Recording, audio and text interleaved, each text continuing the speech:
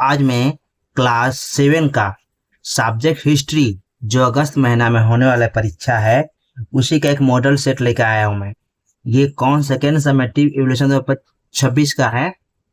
Full marks रहेगा 50 number का और टाइम रहेगा 1.5 घंटा। ठीक, ये सेट 1 है। अब देखो, रिक्त स्थानों की पूर्ति करो, नहीं खाली जगह रहेगा। क्या रहेगा यहाँ पर? खाली जगह रहेगा हम लोग का।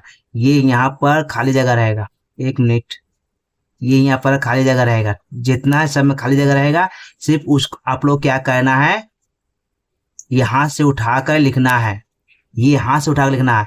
पानीपत की दूसरी लड़ाई देश और हेमू के साथ मत हुई थी। किसके पानीपत का लड़ाई किसके किसके संग हुई थी? ठीक है, यानी किसके किसके बीच हुई थी?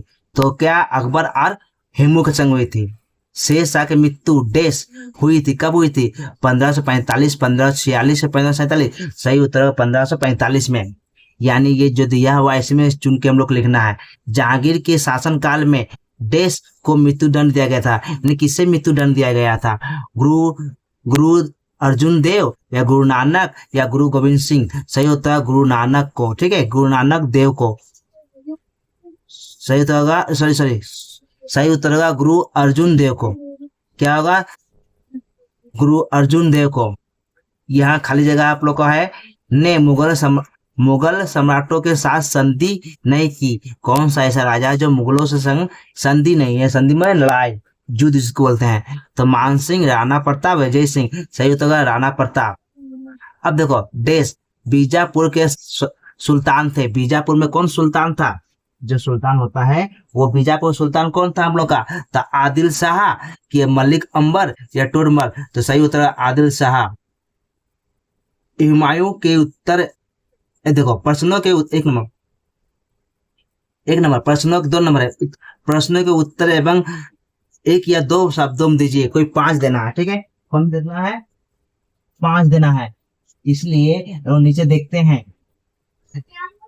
देखते हैं, क्या है? हुमायूं का जन्म कब हुआ था? हुमायूं जन्म होता 1508 ईस्वी में। दीन ए इलाही की स्थापना किसने की? दीन ए इलाही का स्थापना अकबर ने की। शेर शाह सूरी का शासनकाल कब से कब तक रहा? शेर शाह सूरी का शासनकाल 1540 से 1545 तक रहा। मुगल वंश का संस्थापक कौन है? मुगल वंश का संस्थापक है बाबर। नूरजहां का असली नाम क्या था? नूरजहां का असली नाम था मेहरू निशा। ठीक है। शाहजहां के पिता का नाम क्या था? शाहजहां का पिता का नाम क्या था? जहांगीर। ये 5 नंबर रहेगा, ये 5 नंबर रहेगा आप लोगों को। अब नीचे देखो, निम्नलिखित प्रश्नों के उत्तर दें। कोई 5। ठीक है, ये 2-2 नंबर है, ये 1-1 नंबर का। हुमायूं का शासनकाल कब से कब तक रहा? उनके पुत्र का नाम बताओ। हुमायूं का शासनकाल 1530 ईस्वी से 1556 तक रहा। उसके पुत्र का नाम था अकबर। शेर शाह सूरी कब और कैसे सत्ता में आए? शेर शाह सूरी कब और कैसे सत्ता में शासन जो संभालता है उसको सत्ता बोला गया। कब आए? शेर शाह सूरी ने 1540 ईस्वी में कनौज के युद्ध में हुमायूं को पराजित करके सत्ता प्राप्त की। सत्ता माने गद्दी जिसको बोलते हैं। ठीक है, गद्दी प्राप्त की। पानीपत की दूसरी लड़ाई कब और किसके किसके मध्य हुई? ये देखो, क्वेश्चन 2 बार आया है। एक शॉर्ट क्वेश्चन में भी दिया हुआ है यहाँ, एक लॉन्ग क्वेश्चन में 2 नंबर में भी दिया हुआ है। ठीक है, पानीपत की दूसरी लड़ाई 1556 ईस्वी में अकबर और हेमू के मध्य हुई। बीच मने वो होने पर यही होगा। अब देखो, मुगल काल में प्रशासन के 4 स्तंभ क्या थे? नाम लिखो। तो मुगल का 4 प्रशासन क्या था? सूबेदार, दीवान, बख्शी और काजी। ये 4 स्तंभ था। स्तंभ मैंने पिलर जिसको बोलते हैं, या मेन आदमी बोलते हैं। ठीक है, शासन प्रशासन संभालने वाला। चौसा का युद्ध कब और किसके किसके बीच हुआ? चौसा का युद्ध 1539 में हुमायूं और शेर शाह सूरी के बीच हुआ। ठीक है, अब देखो, मनसबदार किसे कहा जाता है? तो उत्तर होगा मुगल शासन में जिन अधिकारियों को सैन्य व प्रशासनिक पद या मनसब प्रदान किया जाता है उन्हें मनसबदार कहा जाता है। स्तंभ को ख के संग मिलाओ।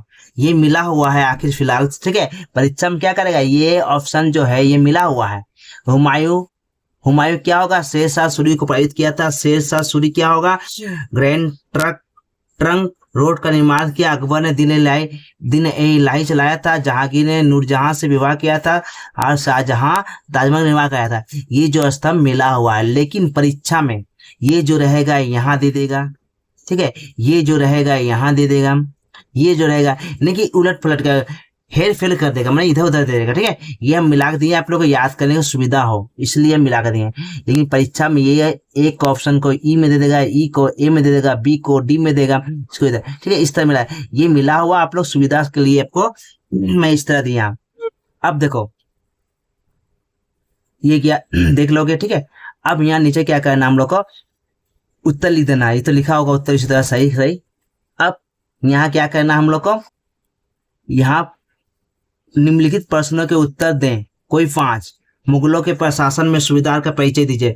मुगल साम्राज्य को प्रशासनिक सुविधा के हेतु कई सूबों या प्रांतों में बांटा गया। प्रत्येक सूबे के प्रधान अधिकारी सुबेदार कहलाता था, जिसे सम्राट स्वयं नियुक्त करते थे, ठीक है।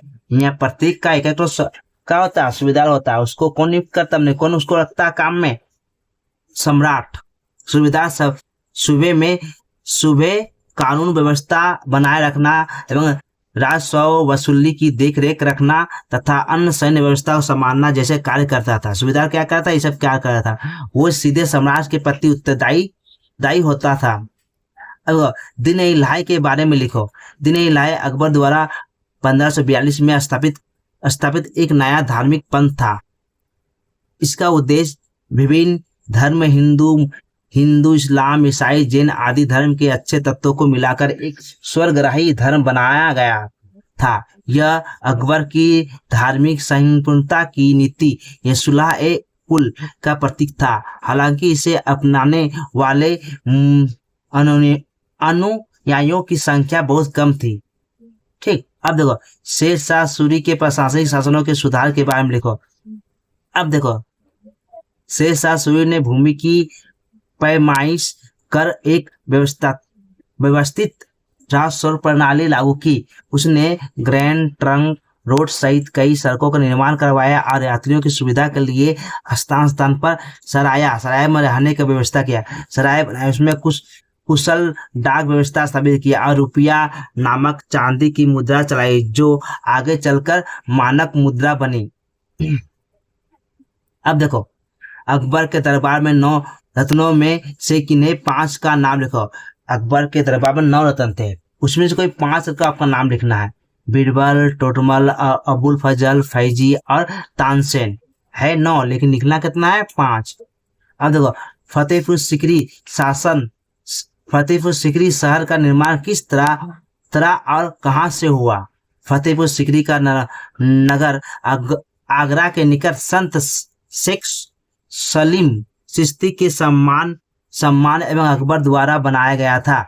यानी ये फतेहपुर सीकरी इसलिए बनाया गया था, शेख सलीम उसकी यादगार के लिए बनाया गया था, सम्मान के लिए, जिसके आदर्शवादी से अकबर का पुत्र जहांगीर की प्राप्ति हुई।